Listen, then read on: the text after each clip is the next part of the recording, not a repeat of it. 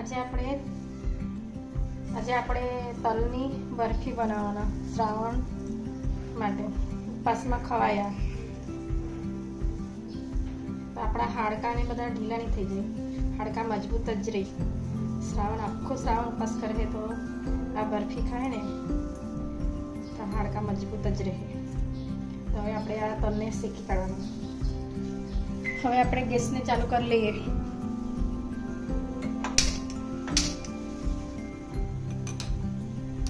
એના પર કઢાઈ મૂકી દઈએ.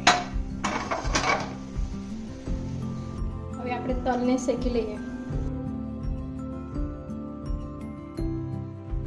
ધીમે તાપે શેકવાનો, ફૂલ તાપે શેકવાનો તો આ બળી જાય ને અંદરથી કાચું રહી જાય અને ઉપરથી બળી જાય.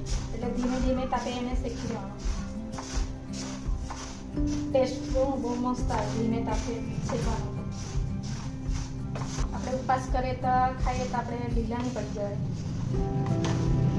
ઉપવાસમાં ખવાય એવી વાનગીને બનાવવા કરવાની છે શ્રાવણ.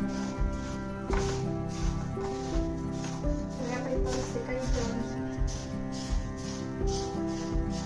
બરાબર શેકવાનું.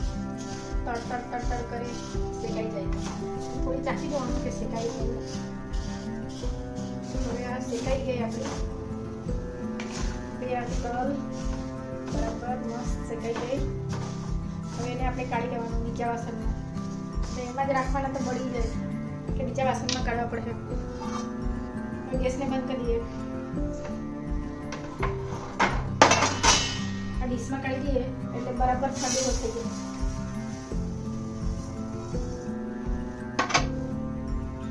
હવે આ તલ ઠંડી થાય એટલી વાર આપણે બીજું કંઈક ગોળને કાપી કાઢીએ. આપણે ગોળમાં બનાવવાનું છે. આપણે ગોળને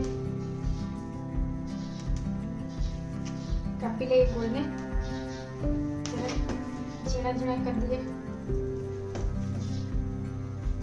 હવે આપણા ગોળ કપાઈ ગયા. હવે આપણે તલને મિક્સરમાં વાટી લેવાનું. હવે આપણે મિક્સરમાં ક્રશ કરી લઈએ.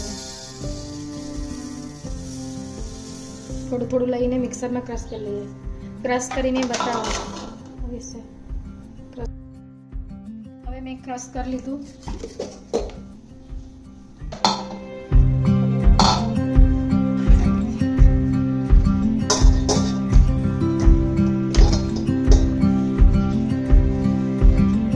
ચાલુ બંધ કરીને આપણે આ ક્રશ કરવું. ડાયરેક્ટ જ ક્રશ કરવાનું તો તેલ નહીં કહેવાય.